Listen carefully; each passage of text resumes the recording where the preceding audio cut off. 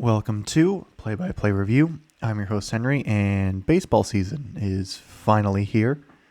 After a good couple months since really October, November. I also, just to get a few points of order out of the way real quick. For one, I'm a little sick. That's why I'm not going to sound quite as normal as usual, I guess. Let's go with that. Yeah, I think I caught something while I was up at my cousin's wedding over the weekend. So I'm actually doing a lot better today than I was yesterday. That's largely why I did not post yesterday. It's because I was not feeling great. Now I'm feeling a lot better. And yeah, so this will be not Wednesdays, like especially Wednesday night will not be the usual night. Although honestly, like if the MLB is going to have Thursdays as like their kind of off day for a while, I don't know. Maybe I should do Wednesdays, but I don't know. I'm going to try and keep it on Tuesdays for my usual schedule. But if, I don't know, we'll see how this plays out because this is first of many recaps for baseball as we move forward. For now, though, we will cover everything that has happened in basically the past week because actually pretty much around this time last Wednesday was when opening night started. Not opening day, as opening day was Thursday. Last Thursday, they had opening night. Netflix was hosting it, and it was the start of the Yankees and San Francisco Giants series. And basically what I'm going to be doing is how I want to do this, at least for this episode, is that I'm going to kind of first go through all the series. I guess that's how, like series, plural. And just kind of briefly go over the scores, how each team is currently looking record-wise, and maybe hit some headlines that I can remember and what I see when I'm looking through. And then after that, I'm going to be going through like some statistical leaders and other stuff. Like I have Fangraphs and StatCast up on my computer to help me out there. Unfortunately, it doesn't look like some of them are fully up to date on some things here and there. So it's just take it with a grain of salt in the sense of like they're not fully up to date with how everything is compared to when I'm exactly recording this. And I also currently, while I'm doing this, I'm keeping an eye on the Kansas City Royals Minnesota Twins matchup. It's a 13-9 Kansas City. In the top of the ninth, Kansas City's at home, so they get two more outs, they win, but Minnesota's putting on a bit of a show here to round out this game. Very high-scoring game. So that is currently the one game that is undecided today, at least as of this moment. So yeah, going back to that Wednesday was was that opening night. It was Max Fried and Logan Webb were pitching for the Yankees and the Giants. And it was like for the guys who played in the World Baseball Classic, and this kind of been a thing for like a lot of the guys, period, at least for Team USA, things did not go well. Logan Webb got absolutely demolished in this game. Aaron Judge struck out 4 times. He went 0 for 5 on the game. Even still, though, the Yankees would crush the Giants 7-0. The Giants would not have a very good start to the season at all. So moving on to opening day, like a lot of the guys on Team USA, so like Cal Raleigh had a bit of a slow start. Gunnar Henderson had a slow start. Paul Skeens had a really bad start. It was interesting to say the least. I think Rowan Anthony's also had on a bit of a slow start as well.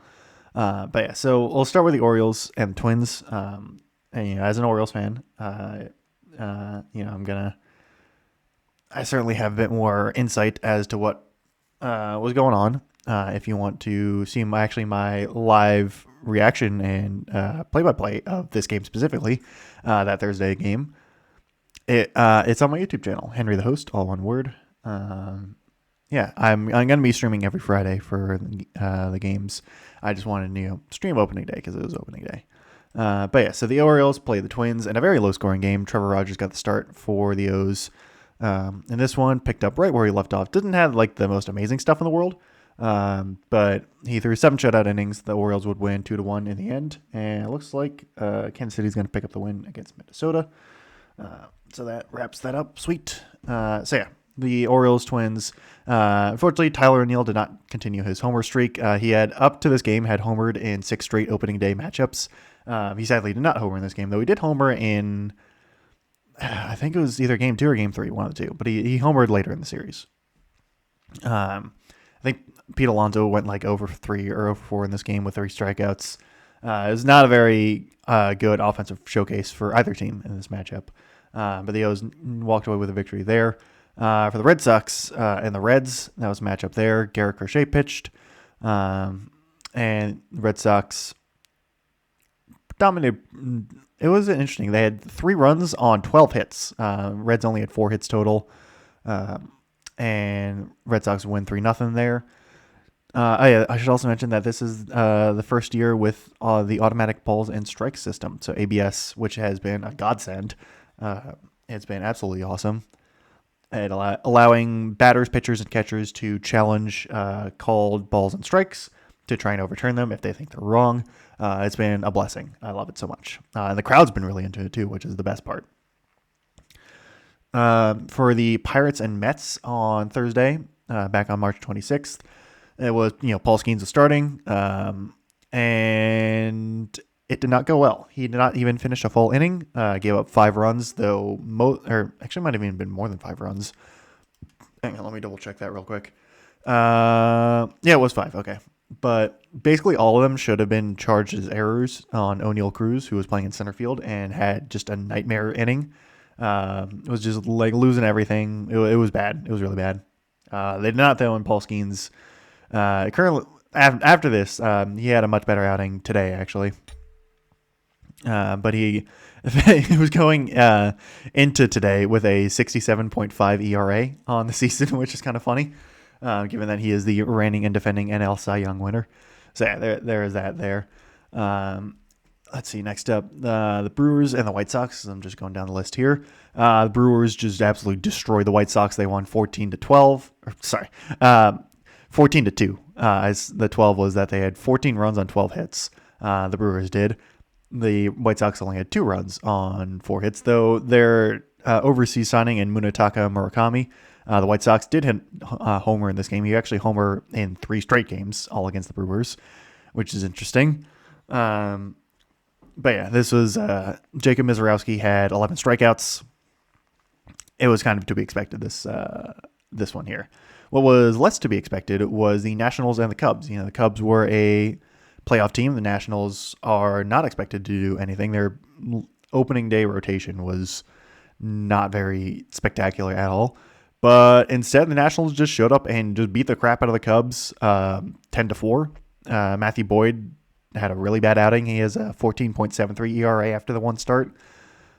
It was not good for the Cubs. Very good for the Nationals, which is a bit surprising. I mean, again, this is literally game 1 of 162, but still, yeah, it's a very surprising result there. Another bit of a surprising result was the Angels shutting out the Astros 3-0. Mike Trout had a home run. Mike Trout actually had a really nice start to his season. Like, he had multiple home runs, had a really nice defensive play. Everyone on Twitter is like, all we just ask is one more healthy season of Mike Trout. Please just give us one more healthy season of Mike Trout because he's so good. And, he's getting to the tail end of his career at this point, presumably at least. So, just give us one more. That would be awesome. I believe also Jose Soriano pitched for the Angels in this matchup, and he tossed a gem in this one. Obviously, no runs for the Astros. He also pitched another good series or good game today as well. So, because today is the day where the 5-day rest for a lot of guys has looped back over, since a lot of teams will have an off day in between, and it's that's how it is, because this was 6 days ago last Thursday. Then you throw in the rest day. That gets you to the 5-man rotation. So that's why a lot of Paul Skeens, Trevor Rogers, Soriano, a lot of those guys are pitching again. Next up, the Tigers and the Padres. Tigers would win this one 8-2. Very, very one-sided matchup as well in this one. Tarek Skubal did not allow a run while he was pitching. Kevin McGonigal, who is a young superstar prospect for the Tigers. I think one of the top prospects in baseball as well. I don't know if he's the number one, but he's definitely up there. But he had a 4-hit day for this one, so that was pretty good there. It was actually the rookies as a whole in like this first week or so have been on fire. It's kind of crazy. I'm getting to the Guardians in a little bit, but their rookie Chase DeLauder had quite the start of the season. Let's see. Next up, the Rangers and the Phillies. Phillies would actually win this one 5-3. Christopher Sanchez had 10 strikeouts in this game. Alec Boehm and Kyle Schwarber had home runs. There's also the weird headline of Alec Boehm suing his parents, like right when this game started, because apparently they were like stealing from his like charity and his personal account. It was really weird. So hopefully that gets settled up there. But yeah, the Phillies would win their home opener. I believe it was at home. Yeah, it was at home. Next up was the Rays and the Cardinals. And this was the one where the Cardinals would win 9-7. Alec Burleson, their home first baseman, had a 2-run homer. I also have my fantasy team. That's part of the reason why. They're also their young superstar prospect, JJ Weatherholt, I believe is his name. Also had a really nice start, so I add him onto the list of rookies having a really good start. In terms of the Diamondbacks and Dodgers in the NL West matchup late in the day, Dodgers would crush this one 8-2. Yoshinobu Yamamoto had a solid outing. Zach Gallen did not. Andy Pages had a 3-run homer. And yeah, it was, I think Diamondbacks were up 2-0 at one point, and then the Dodgers scored 8 straight, which is, they scored 4 in the 5th and then 4 in the 7th after the Diamondbacks scored 2 in the 4th. So there was that. It was, I'm not going to go like super in depth into like every matchup because that would just take way too long. But yeah, I do want to go over at least the opening day stuff a little bit. For the final opening day matchup, it was the Guardians and the Mariners. And this is one where Chase DeLauder, who is the rookie for the Guardians, who actually made his debut last year in the playoffs. It's like it's like 4 rookies in MLB history to do that. He was making his regular season debut this year and proceeded a homer not once but twice in this game to propel the Guardians to a 6-4 victory. The Guardians and Mariners series was really fun. Mariners have been playing a lot of interesting series so far. And the rain's back outside. That's fun. Friday. So the second game of the series for a lot of these teams, the Yankees would top the Guardians again, or not the Guardians, the Giants again. Judge had a 2-run homer to end his 0-for-7 streak. Before that, the Yankees would win 3-0. So the Giants, it was like first team in like 2 years to not score a single run in the first 2 games or something like that. It was a really bad offensive start for the Giants. And it was a series victory for the Yankees in 2 games.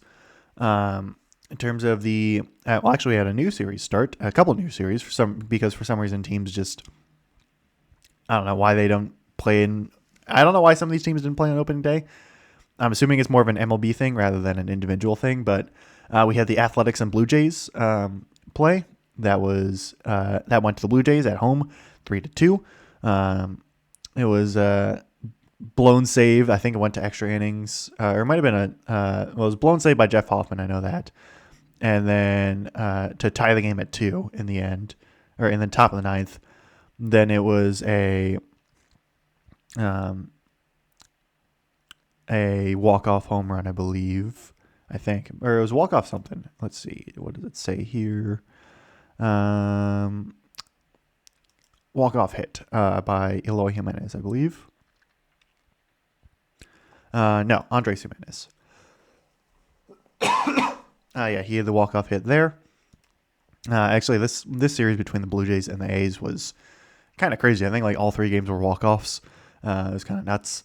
The Marlins and the Rockies played, and Sandy Alcantara got off to a really nice start. He had, I don't think it was this game. I think it was the next game that he pitched. I think it was today. It was today. He actually pitched a complete game. So Sandy Alcantara is kind of off to an insane start. We have also had an immaculate inning, I believe, on Friday. Or was it? I think it was on Friday. I don't know. It was one of the games, but we had an immaculate inning already, which is kind of crazy. I think it was thrown by a Detroit Tiger. I don't remember who it was, but it might come up later. But yeah, we've already had an immaculate inning and a complete game, which is, for 2026 baseball, that's kind of crazy. The Marlins also won 2-1 in this game against the Rockies. Also, starting out were the Braves and the Royals. The Braves would win this one 6-0. Chris Sale had a really nice start. Cole Reagans did not. Braves had 3 home runs. So there's that.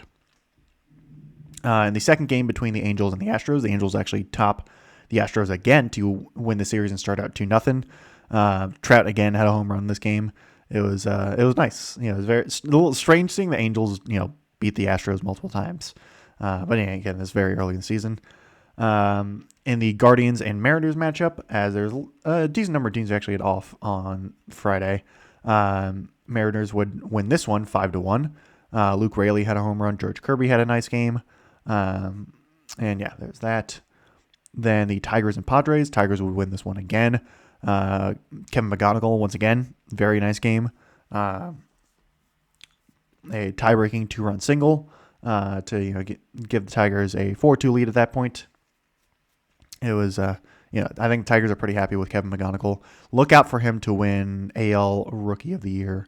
Definitely, he's probably going to be up there. But he could certainly, contend with the likes of both Samuel Basallo and Dylan Beavers on the Orioles. Then the final matchup on that Friday was the Diamondbacks and the Dodgers. Dodgers would win this one 5-4. Kyle Tucker had the game-winning single in the 8th inning on his new team. So, not a lot of people are super happy about that, given, the Dodgers are breaking baseball or whatever they call it. So Saturday, the Orioles and the Twins, that game. Kyle Bradish didn't have his best stuff this game. Twins would win this one 4-1. Red Sox and Reds played as well. Reds would actually top the Red Sox here 6-5. So both of those teams would split the first two, going 1-1. And I believe it was this game in the Red Sox-Red series. But there was one of the games, and I'm pretty sure is this one, where CB Buckner, who's an umpire and is really bad at his job, has kind of taken over the role of worst umpire in the league after Angel Hernandez retired a few years ago. He was behind the plate, and it was Eugenio Suarez, who was the hero for Team Venezuela in the World Baseball Classic. He was up to bat for the Reds, and I think it was like a full count, or not, it wasn't a full count, but it was a 2-strike count, I think. And he got called out on strikes, on a strike looking, and then he challenged, and it was low, and it got overturned. And then the next pitch was basically the same exact thing, like 2 straight challenges in a row that resulted in overturns to balls. And I think the second one might have resulted in a walk or something like that. But it was like the crowd was going nuts. It looked really bad for CB. And like he was just having a bad game as a whole. And like he would wind up throwing out Trevor Story not too long after for like a check swing where like he might have gone around, might not have. And Story was like arguing with him. And then he got ejected. It was a mess, to say the least. But CB has had a really bad week, as in yesterday. So I think Tuesday in the Brewers and Rays game, there was like a ground ball to first base, or it was like a ground ball, and I think the second baseman had to make like a raging play and like threw it away. But CB Buckner was like looking at something else entirely. So like he ruled that the runner like didn't touch first base, but like the replay showed that he was like completely looking elsewhere. It was really bad because like he just made a snap decision that was completely wrong, and luckily replay overturned it and like everything got sorted out. But it was not good overall. And then today, actually, in the Brewers Rays game, Buckner unfortunately actually got hit by a foul tip. He was also behind the home plate for this one, and it was just foul tip that went over the catcher and hit him right in the face mask. So like he's not like super injured, but he had to be removed from the game just as a precaution. So very, very, very bad week for Mr. Buckner. But some of his own doing, some of just very unfortunate circumstances. But anyway, side tangent over. Back to the Saturday slate of games. So there was the Rays Cardinals matchup. Cardinals will win this one 6-5 as well. I think that was the same score as the first one, right? That was not Tuesday. That was spring training. It was Thursday. That was when they played. No, it was 9-7. I was soft by. I must have been thinking so. As you can tell, I'm a little groggy right now, so it might not be the most coherent of episodes, to say the least. But yeah, the Cardinals beat the Rays. I know Cedric Mullins was off to a pretty rough start for the Rays there, but I think he's had like a better stretch now. But it was like first couple of games I think was pretty bad. Once again, JJ Weatherholt having a good game. He had a walk-off single for the Rays or for the Cardinals in this game, so they would take the series there. The Cubs against the Nationals. Cubs would get their win back 10-2. So completely flipping things around. And after that, the Blue Jays would once again walk off the Athletics, this time in the 11th inning. Ernie Clement would walk off the Athletics with I guess just a hit. Not necessarily double or triple, but just walk-off hit. But still, it's like 2 games in a row the Blue Jays are having to walk off the Athletics. Not super spectacular. So the Rangers and the Phillies after that, they would actually give up 3 runs in the bottom of the 9th to go to extras. They were up 3-0, give up 3 runs, so they go to extras. Then they score 2 in top of the 10th and hold the Phillies to 1. So they would hold on to win 5-4, but still not great there. Even so, they would take the series, I believe, or they would tie the series up. The Marlins would take the series with the Rockies, winning 4-3. Owen Casey, who's another rookie, played for Team Canada, I think, in the World Baseball Classic. Had a game-winning single in the 8th inning for the Marlins. So they would take that series in 2 games. The Mets would take the series against the Pirates in 2 games, 4-2. Luis Robert Jr. I always think it's Luis Robert, but I guess it's Luis Robert. He had a 3-run home run in the bottom of the 11th. I guess, yeah, that is what it is. So yeah, it was a 0-0 game going into extra innings. Each team scored 1 in the 10th. Then Pirates would score 1 in the 11th, and then the Mets would walk it off with that 3-run home run. So the Mets, off to an interesting start. I mean, they win 2 here, but I think they've struggled a little bit after that. I know that. Let's see, what else is there?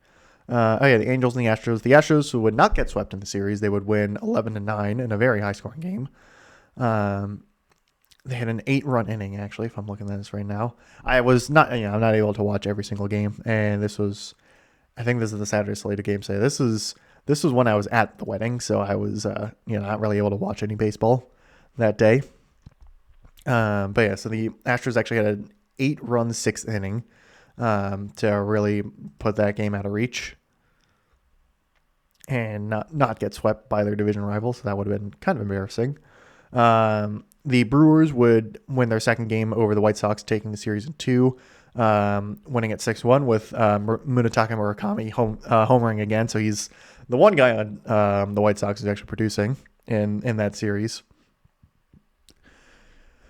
The Braves would walk off the Royals to take the series in 2 with a Dominic Smith grand slam. So that was that there. So the Braves off to a nice start there. The Yankees would sweep the series against the Giants 3-1. Aaron Judge hit another home run in this game. So that was his second of the year. And the Yankees, they don't look too bad, unfortunately. The Padres would also not get swept by the Tigers. They would win the game 3 of the series 3-0. And let's see, it is, what's his name? Randy Vasquez pitched gem for the Padres there. Jack Flaherty for the Tigers did not pitch a gem, all things considered. Mason Miller got the save. Then the Diamondbacks and Dodgers. Dodgers would sweep the series. Will Smith on his birthday would homer, hit the go-ahead home run in the 8th inning from the looks of it, to win that one 3-2. So who got the save? Edwin Diaz. Oh yeah, Edwin Diaz, who's now on the Dodgers, got the save there. So he was already up to 2 saves by then. Then finally the Guardians and the Mariners. Guardians would edge out the Mariners 6-5. Chase DeLauder hit his 4th home run in 3 games against the Mariners to help win in 10 innings also in that one. So that was a really fun series there. So moving on to Sunday and the start of the end of the first series for some. I think off days for some others. I don't think we got any new series here. So the Twins and Orioles played again. This game was absolutely crazy. There was, I think, like 10 ABS calls overturned in this game. Pete Alonso got his first hit as an Oriole. Orioles would win 8-6. We had, I think, Aaron Zavala. I think that's the Mariners. Or no, Derek Shelton. That's what it is. I don't know why I thought Aaron Zavala. But Derek Shelton, the new manager for the Twins, got ejected after arguing over ABS stuff where it was in the top of the 9th. O's are up by 2. Ryan Helsley's on to get the save and throws a pitch that is in there, called a ball. He challenges for a strike. He's like walking off because he thinks it's a strikeout. It's called a ball. He like immediately tries to tap his hat, and the umpire's like looking in the wrong direction, so he doesn't see him at first. And Helsley taps it again to convey that he wants to challenge. So it's nothing there, and the challenge gets overturned, or the call gets overturned, and it's a strikeout. And like Shelton comes out and he starts arguing with the umps. I think it was like supposed to be about like the speed at which Helsley tried to challenge, but it was like very obvious that he challenged right away. And Shelton got ejected for it, which is kind of funny. There's also I think it was the 7th inning. There was oh my god, what's his name? I was literally just talking about this. Matt Wallner, that's who it was for the Twins. It was bases loaded, 2 outs, and it was like a very close game at this point. It might have still been 8-6. I don't remember exactly, but bases loaded, 2 outs. Wallner's up to bat, and he's got a full count, and he takes a pitch that is well in the zone for strike 3. Like it's not even close to being a ball. He challenges anyway, probably just because he's embarrassed. And then the replay shows it's like it is like multiple inches inside the strike zone. Like it is nowhere close to being like at all a ball. And unfortunately for the Twins, this was their last challenge. They did not have any challenges after this, and it came back to bite them because in the next inning, Gunnar Henderson would walk on a pitch that was probably a strike, and I think it would have been a strikeout, but they obviously could not challenge it. And that inning, I think the Orioles scored a couple of runs. But on Twitter, there's been a lot of talk about baseball in general, but there's been like some Photoshop pics of like taking that the strike call or like the challenge that Wallner had, where it's like showing that it is very much in the zone, and then also showing a pic of his face like mid reaction as well to like looking back at the ABS system. It's absolutely perfect because it's like it's someone. There was like another tweet going along with it. It's like someone's going to win the crown of worst ABS challenge of the year, and you don't want to be that person. And right now, I think it's Matt Wallner is that person. It's very funny. It's one of the many reasons ABS is incredible. I am really enjoying it right now. And the O's would take that series in 3 games, improving to 2-1 at that point. Twins would fall to 1-2. The Reds and the Red Sox played again. This time, Eugenio Suarez hit a 3-run home run. That would be the difference, as the Reds would win 3-2 over the Red Sox, who not been having a great start to the season at the moment. The Royals and the Braves would end in a Royals win. The Royals would not get swept. Seth Lugo had a really nice performance here, 6 1/3 scoreless. They would win 4-1 there. The Rangers and the Phillies would end in a Rangers series win. Mackenzie Gore on his new team struck out 7 for the Rangers, as they would win 8-3 over the Phillies. Jesus Luzardo did not have a very good outing at all. He has a 9 ERA at the moment. After getting, I'm pretty sure he had a big extension this offseason too, so that's unfortunate there. For the Phillies, I should say. The Blue Jays would sweep the Astros, this time not in quite as dramatic a fashion. They would win 5-2. So I don't think this went to extras. Yeah, no, this was the Blue Jays scored a lot earlier, and it did not go to extras. They would sweep the A's in 3 games. The Marlins would also sweep the Rockies, winning 4-3. Owen Casey hit a walk-off home run. sweeping the Rockies there, though the Rockies would actually bounce back in their next series against none other than the Blue Jays, surprisingly enough, but we'll get to that when we get to that. After that, the Pirates would actually avoid the sweep against the Mets, winning 4-3. Ryan O'Hearn, now on the Pirates, former Oriole, so I like him, has had a really good start of the season. 3 hits, 2 RBIs, including the go-ahead single in the 10th inning. So the Pirates evade, not elimination, evade the sweep there. The Astros, who were playing a 4-game series actually against the Angels, would tie the series up, winning 9-7 there. So split the season series, but Angels even still winning, not expected to do much, put up a fight there. The Brewers would sweep the series against the White Sox, winning 9-7. Once again, Munetaka Murakami had a home run. Christian Yelich also had a home run. They had a 6-run 8th inning to come back and beat the White Sox, did the Brewers. So, they are 3-0 after that. The Rays would avoid the sweep against the Cardinals, winning 11-7. Yandy Diaz had 5 hits in the game. So the Rays are not bad there. 17 hits, 11 runs. It's not bad at all.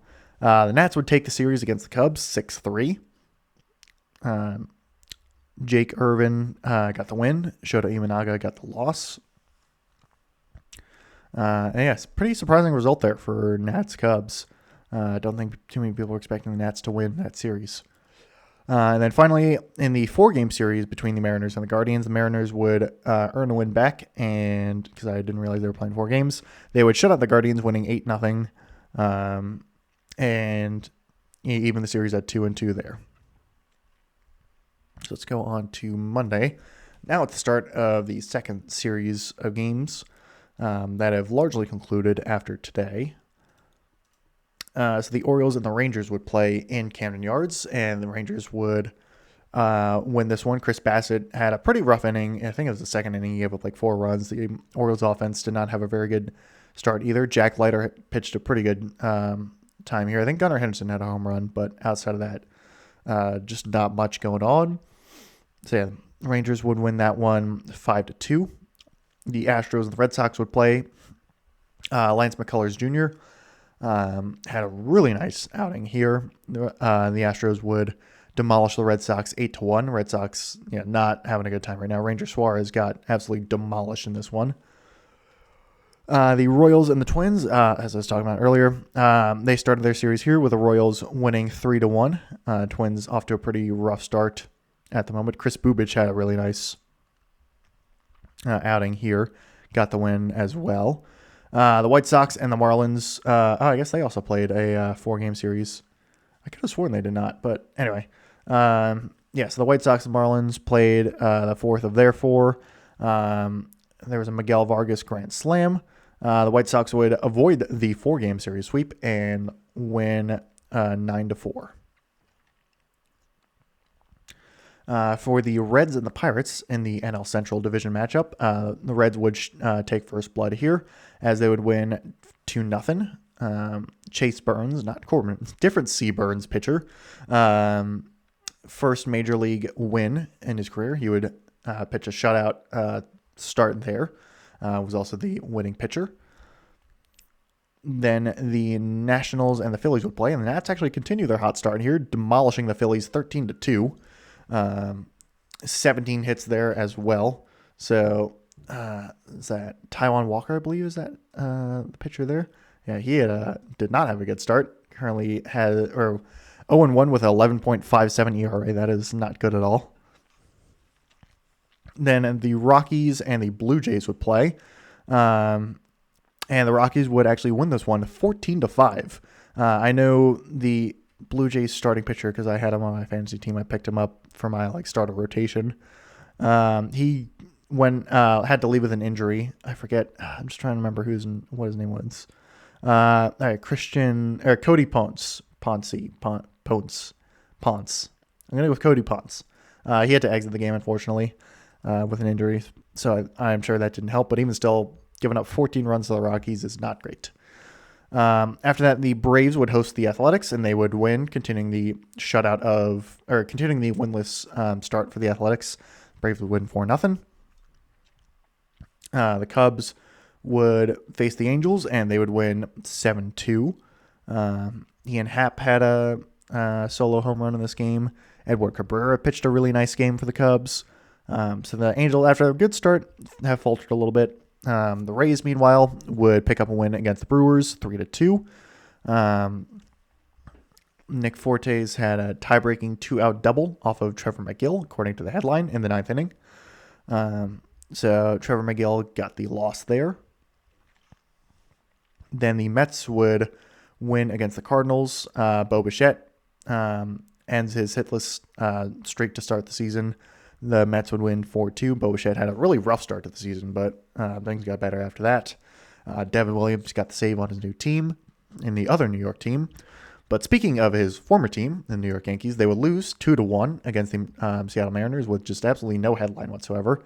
Paul Blackburn got the loss. I believe this was a walk-off, actually, if I remember correctly.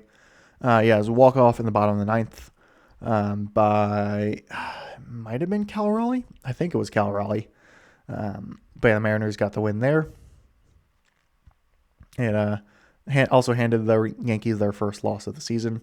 The Giants would actually get their first win of the season against their division rival Padres, who are also not off to a great start. They would win 3-2 there. Walker Buehler would get the loss for the Padres. Not good start for Buehler whatsoever. Had 6.75 ERA, and I think he's coming out of the bullpen too. Then the Guardians and the Dodgers would play, and the Guardians, in their usual just like scrappy, annoying fashion, would scrap out a win against the Dodgers 4-2. Actually, I don't know if that's how they did it exactly, but Guardians baseball, it's just how they tend to play. And they would beat the Dodgers there, handing the Dodgers their first loss of the season. Then finally, the Diamondbacks and Tigers would play in Arizona, and the Diamondbacks would win this one 9-6, netting Arizona their first win of the season. Justin Verlander got the loss for the Tigers, currently sitting at a 12.27 ERA. So that was it for Monday. Now, yesterday, the Orioles and Rangers played again. And unfortunately for the Orioles, Zach Eflin, who was their starter, went down with an injury. Elbow discomfort is what they're saying, which is not good if you're a pitcher. Hopefully it is not Tommy John, but you're not going to say that it's not. It's just hope that it's not, but who knows. This really sucks for Eflin, who's coming back on a 1-year deal to the Orioles after an injury-riddled season last year, and was trying to, not leave a sour taste in his mouth or the fans' mouth, because he knew he could do better, and was hoping, fully healthy season, he could really prove himself. And, before getting taken out, he was pitching really well. He gave up a solo home run, but outside of that, it was he was pitching really well. Unfortunately, the bullpen for the Orioles, which has not looked great so far, unfortunately, had a bad game, gave up 7 runs. And the Rangers would take the series in 2 and win 8-5. Similarly, the Astros would take the series in 2 against the Red Sox, winning 9-2. Brian Bayo had a really bad game. The Red Sox just off to not a good start at all. Speaking of not good starts, the White Sox not off to a great start. They would lose to the Marlins here 9-2. Eric Fetty would get the loss for the White Sox. Then the Pirates would win against the Reds 8-3. I think O'Neal Cruz had a really good game in this match. There's multiple home runs for the Pirates in this matchup. And they would even the series, I'm pretty sure. They even the series there in game 2. The Nats would then drop their second game of the series to the Phillies. They would even that one up, winning over the Nats 3-2. Johan Duran's off to a nice start in Philly after being traded at the deadline to them last year. So he already has 2 saves. The Blue Jays would win one back against the Rockies, 5-1. Max Scherzer got the win. And that was more to be expected. The Athletics would get their first win of the season against the Braves, winning 5-2. Let's see, which Suarez are you? Jose Suarez for for the Braves would get the loss there. The Angels would shut out the Cubs, winning 2-0. Jose Soriano once again pitched really well. Phil Maton for the Cubs did not pitch very well. So Angels, 3-3, not too bad right now. Cubs not off to the hottest starts, but again, this is only like not even a full weekend. The Brewers would win one over the Rays. Shane McClanahan got the loss there. 6-2 there for the Brewers. They improved to 4-1 at that point. The Mets would get shut out actually against the Cardinals. 3-0. Andre Palante pitching that shutout start for the Cardinals there. The Diamondbacks would win against the Tigers 7-5. Will Vest, I believe that's his name, who was also on Team USA, was the losing pitcher there, has a 13.5 ERA at the moment. Not good. The Yankees would win one back against the Mariners, shutting them out 5-0. Max Fried got the win there. He's actually 2 starts right now, has not given up a run, so he's off to a really nice start there for the Yankees. Giants would win against the Padres, so they would take the series there in 2 games, winning 9-3. Logan Webb pitched a much better game this time around. Giants also had 16 hits, so the offensive struggles against the Yankees have evaporated against the Padres. And then the Dodgers would beat the Guardians 4-1 on that late game. Shohei Ohtani got the win there as a pitcher. And finally, we get to today. In a lot of early games, the Orioles would avoid the sweep against the Rangers, winning 8-3. Both Samuel Basallo and Dylan Beavers had home runs in this game. Pete Alonso also had a home run yesterday against Jacob deGrom in that game against the Rangers. Trevor Rogers also pitched another really nice game. He did give up 2 runs in, I believe, the 4th inning, but even still, it's even not his best start, still not bad, and he had run support in this game. Albert Suarez, who the Orioles just called up to help aid the bullpen, pitched a 3-inning save here. Since I guess it's like 3 innings if you pitch through that in relief to end it, you're just automatically qualified for a save, I guess is how it works. I don't know. I'll take it. It was a good work from Big Al there. And this is more what I think we expect from the Orioles. The Red Sox, however, did not avoid the sweep as they would get swept by the Astros, losing 6-4 in another game that was just not good for the Red Sox. Garrett Crochet did not have a very spectacular outing, and it was it's just not been great for the Red Sox to start the season at all. The Braves would win, taking the series over the Athletics 5-1 in the game. 2-1 in the series, 5-1, unless they play tomorrow, which I don't think they do. There's only 4 games tomorrow. The Twins Royals. So I guess that series is going 4 games, I think. Or that might be a 3-game series. But yeah, Twins Royals, Braves Diamondbacks, Mets Giants, Blue Jays White Sox tomorrow. Anyway, yeah. So that's series for the Braves. The Pirates would take the series against the Reds, winning 8-3. Paul Skeens got the win here, lowering his ERA from 67.5 to 9.5. So that's pretty nice there for Paul Skeens. I have him in fantasy, so I was very miffed at what happened in that first start. Solid negative 13 points. Actually, negative 15 because he had the loss. It was not good. But yeah, much better here. Again, the long ball working well for the Pirates at the moment. After that, it was the Nationals and Phillies. This time it was the Phillies getting the win. It was 6-5 for the Phillies. Did go to extras, actually. So the Phillies walked it off in extras. And I believe that nets them the series as well. The Rockies would actually win the series against the hang on. No, did I just say the Blue Jays and the Rockies play tomorrow? No, Blue Jays and the White Sox play tomorrow. So the Rockies would win the series against Blue Jays, winning 2-1, and a very surprising outcome there. The Marlins would shut down the White Sox in this game, winning 10-0. Their catcher, who I just picked up in fantasy, what's his name? Hang on a minute. He's been having an absolute insane time. Liam Hicks catcher for the Marlins, has been insane right now. So, like, if you're playing fantasy baseball and you don't have Liam Hicks on your team and he's on the waiver wire, go pick him up because he's been really good.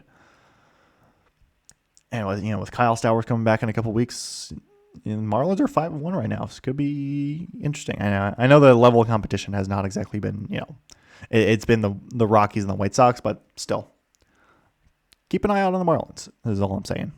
And yeah, this is the Sandy Alcantara, I believe, complete game as well, which is, let me just double check. Yep, complete game. 9 innings pitched, 3 hits, no runs, no walks, 7 strikeouts. That is kind of insane. Also, the White Sox. So yeah, but still, that is a really impressive line. Next up, the Cardinals would win over the Mets, winning that one 2-1. Let's see, was that walk off or is that just? It was 11th inning walk off actually. I remember. Actually, I saw the clip now. It was like a bloop fly into like shallow right that fell in and netted the win there for the Cardinals. The Brewers would take the series over the Rays, winning 8-2. The Brewers are also 5-1 at the moment. Griffin Jack's off to a pretty rough start for the Rays right now. 0-2, 22.5 ERA. The Cubs would get one back over the Angels, winning 6-2. Matthew Boyd had a much better start this time around. Yusei Kikuchi did not have a good start.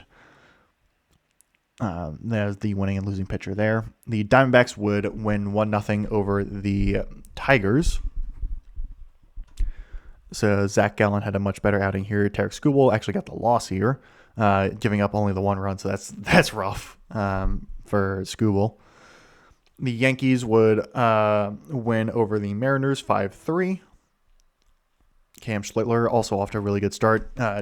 Two games pitched, has not given up a run either. David Bednar now has 3 saves on the season. George Kirby got the loss there, but even still, it's like wasn't the worst outing in the world. Just no run support for the longest time. The Padres would finally show up again against the Giants, winning 7-1 there. So both of those teams are 2-4 at the moment. Nick Pivetta, who had a really bad start to start of the season, was the winning pitcher here and definitely improved his ERA. The Royals and the Twins, as I was just saying, played late, and the Royals would win that one 13-9 in high-flying 9th inning action. And then finally, the Guardians and the Dodgers would play. The Guardians would win that one 4-1, with the loss going to Yoshinobu Yamamoto. I believe he was the World Series MVP, if I remember correctly. So that is getting caught up on all the games that have happened in this past almost week. In terms of standings, in the AL East, the Yankees lead the division at 5-1. Blue Jays 4-2, Orioles 3-3, Rays 2-4, Red Sox 1-5. So very even split there. Like however you want to call it, but it's no team has the same record, and it's like all descending by 1 essentially. In the NL Central, the Guardians are leading the division at 4-3. The Royals are actually now they're going to be 3-2. Because I guess this, I'll actually refresh the page. Actually, the Royals are actually leading the division now at 3-2. Now that I've refreshed it, because they just have a slightly better winning percentage. Guardians at 4-3, Detroit Tigers at 2-4, Minnesota Twins at 1-4, and then the White Sox at 1-5. In the AL West, sorry, Astros are up there at 5-2, and the Rangers at 4-2. Mariners at 3-4, Angels also at 3-4, and then the Athletics at 1-5. In the NL East, the Marlins actually winning that one, 5-1 at the moment. Braves 4-2, Nats and Phillies 3-3, and also the Mets 3-3. So yeah, 3 teams at 3-3 at the moment. In the NL Central, the Brewers are leading that division at 5-1. The Cardinals are at 4-2, and then the Pirates, Reds, and Cubs are all 3-3. Then the NL West, the Dodgers are winning that one 4-2. D-backs are 3-3, and then the Giants, Rockies, and Padres are all 2-4. In terms of individual statistics here and there, let's see, because unfortunately, like Fangraphs and Statcast, which I have at the moment, some of them just aren't quite updated. But I believe, let's see if I go ESPN. players. Just see on here. No, might not. Stats. What if I do stats? Let's see if that works. Because I was just gonna do like home runs and stuff. So Shea Langoliers currently leads the league, or leads MLB with 5 home runs. Chase DeLauder had 4. Corey Seager has 3. Ian Happ, there's a lot of guys at 3, but Corey Seager, Ian Happ, Yordan Alvarez, O'Neill Cruz, Brandon Lau, Luke Raley, Liam Hicks, Drake Baldwin, Munetaka Murakami, and Wilyer Abreu all have 3. But yeah, Langoliers at 5, DeLauder at 4 at the moment. In terms of RBIs, let's go with that. Liam Hicks currently leads the league. Again, pick him up if you don't have him, with 12 RBIs. Yandy Diaz has 8. Corbin Carroll has 8. Shea Langoliers has 8. Owen Casey also has 8. So Hicks and Casey on the Marlins combining for 20 RBIs between just the two of them. Christian Yelich, Carlos Correa, Christian Walker, Drake Baldwin all have 7. Ryan Herndon with 6. There's like no one on the Orioles. I feel like that's a little surprising, but they've been very spread out on their offense at the moment. Mike Trout's actually leading the league in walks right now with 10. Jose Altuve is second with 8 at the moment. Who's leading the league in strikeouts at the moment? Cal Raleigh's actually leading the league in strikeouts with 15. Jorge Soler 14. Trevor Story is 13. Brent Rooker, who I have on my fantasy team, and I'm not happy with him because he has 12 strikeouts and he has just not hit anything at the moment. It's not been good. Aaron Judge also has 11. James Wood has 11. Or James Wood has 12, actually. Kerry Carpenter has 12. George Springer has 11. Jake Berger has 11.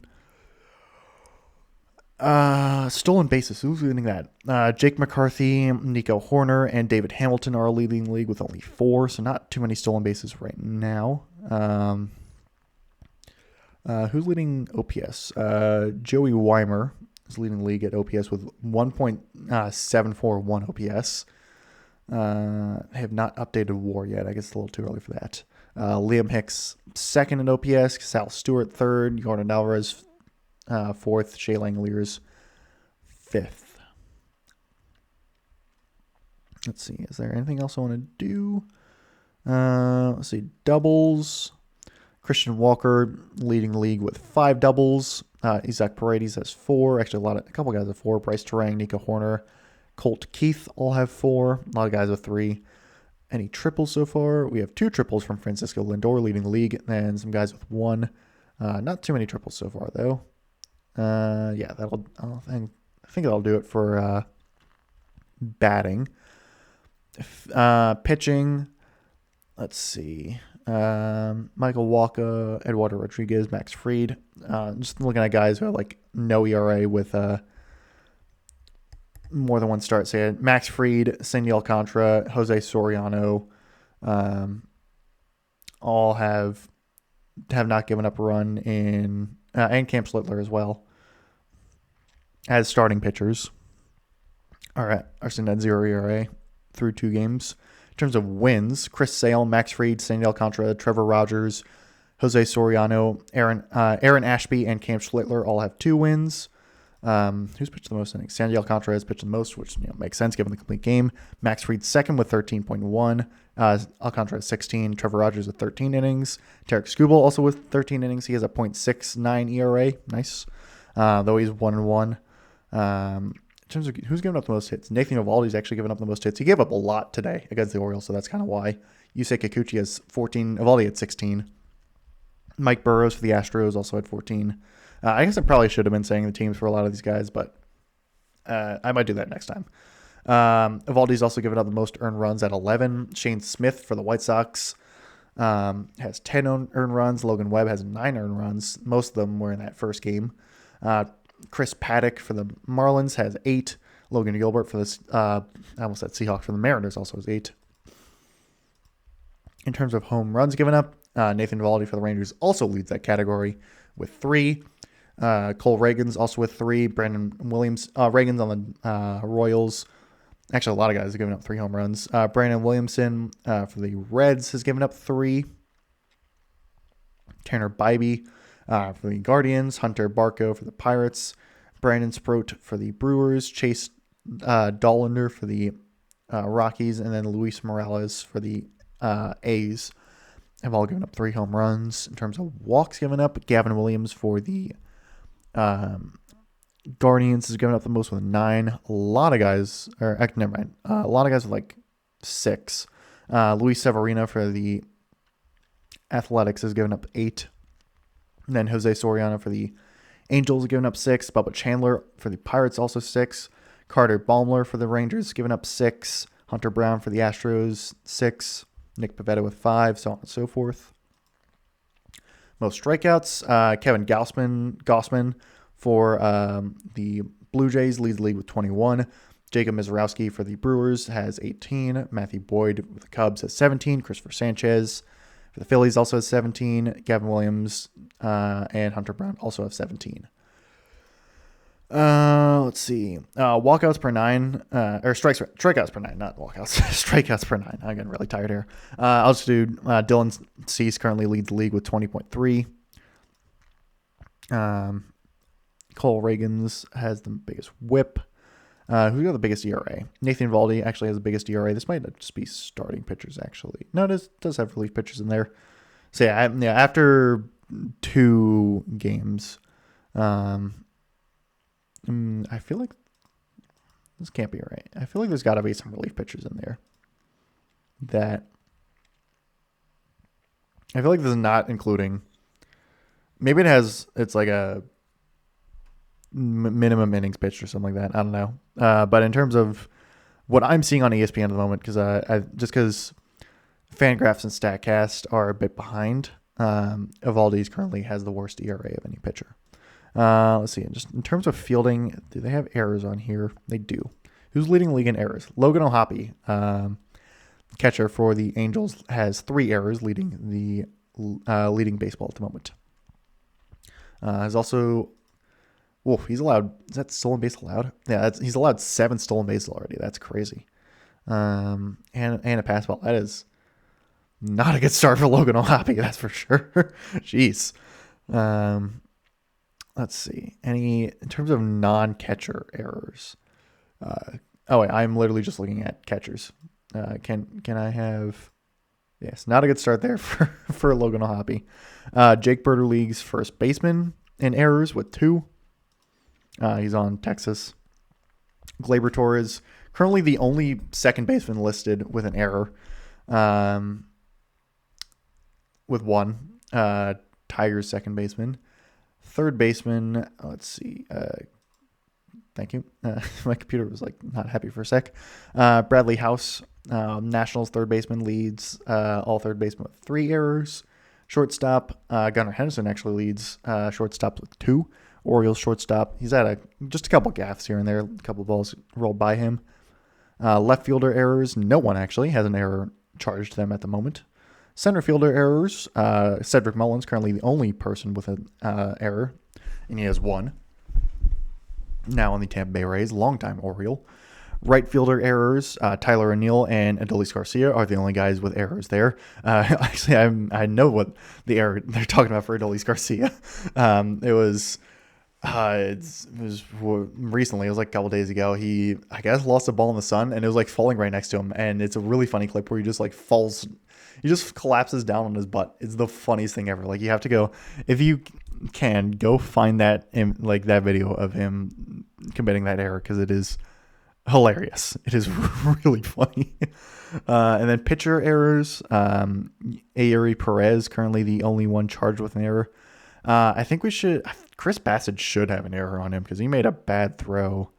That should be charged to him as an error. I don't know why they wouldn't charge it to him, but yeah, anyway. I think that'll do it, actually. I might just end it here.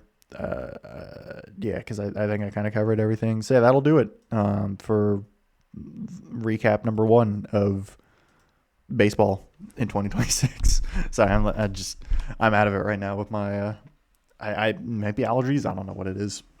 But yeah, that will do it. Next episode on Saturday will be something. I will hopefully be not sick by then. I might do something with my cousin Brad, because I saw him when we were at the wedding last weekend, and he's expressed interest in doing another episode. He was on for my Warhammer episode. So maybe see him then. Don't know. I'll have to ask him. Otherwise, we'll see what happens. I'll try and do this next Tuesday. We'll see what happens there, but expect another one of these coming out next week for more baseball.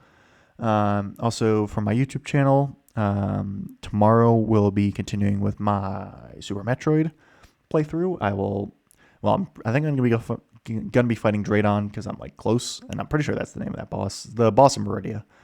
And then I have to go find the Spazer because I missed it like very early on, and I'm upset about that.